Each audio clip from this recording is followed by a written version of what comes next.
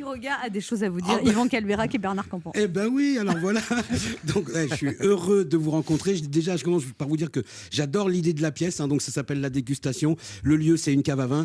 Les personnages principaux, alors il y a lui, Jacques, divorcé, plutôt bourru, caviste, et il reçoit Hortense de la Villardière pour une dégustation. Alors, d'abord, il convient d'expliquer ce qu'est une dégustation. C'est un producteur, un vigneron ou un caviste qui fait découvrir les produits qu'il a envie de défendre. Alors, quand on reçoit Hortense de la Villardière dans une dégustation, c'est pas...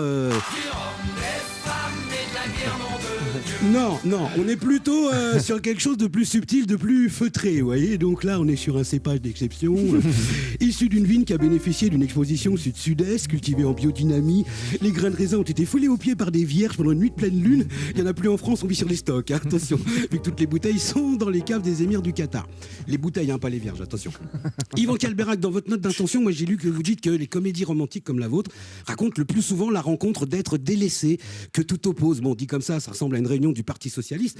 Mais franchement, j'adore l'idée de la pièce, surtout ce personnage de femme joué par Isabelle Carré.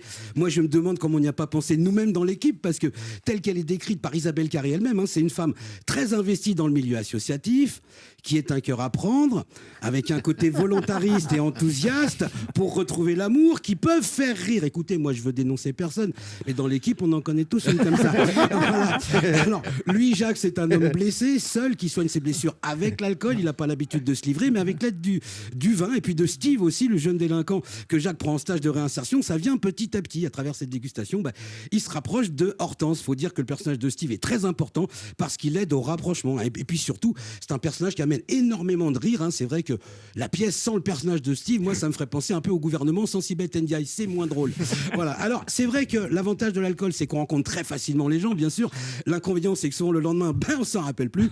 Et voilà, la pièce, c'est une comédie qui va crescendo jusqu'à une dernière partie plus émouvante, vous confirmez, plus intime.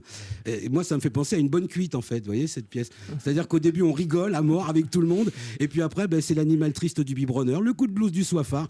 On s'interroge sur sa vie en pleurant sur l'épaule du voisin de bar qu'on n'avait jamais vu avant, en mode c'est mon frère. Vous voyez, donc derrière, c'est bagarre, ça mue, police, dégrisement, bref, la routine. Et c'est le problème avec l'alcool, c'est que parfois ça peut aller trop loin. Il n'y a pas longtemps, moi j'ai vu qu'à Las Vegas, une jeune femme de 27 ans qui avait trop bu, s'est retrouvée mariée par un Elvis Presley à un homme de 87 ans. Oui. Le lendemain matin, quand elle s'est réveillée aux côtés de papy, c'était trop tard. Elle était mariée, elle avait pris ce qu'on appelle un coup de vieux. Et encore, ça aurait pu être pire. Là, la fille, elle avait trop bu, elle avait épousé un vieux monsieur. Si ça se trouve, une bouteille de plus, elle épousait aussi Elvis. Enfin, résultat, elle est mariée avec un monsieur de 87 ans, mais ça va aller, puisque, comme dit le proverbe, mariage plus vieux, mariage plus court. En tout cas, l'avantage de la pièce, la dégustation, c'est que contrairement à l'alcool, on peut la consommer sans modération et quand même bien conduire après. Enfin, sauf si on conduisait déjà mal avant. Là, c'est pas...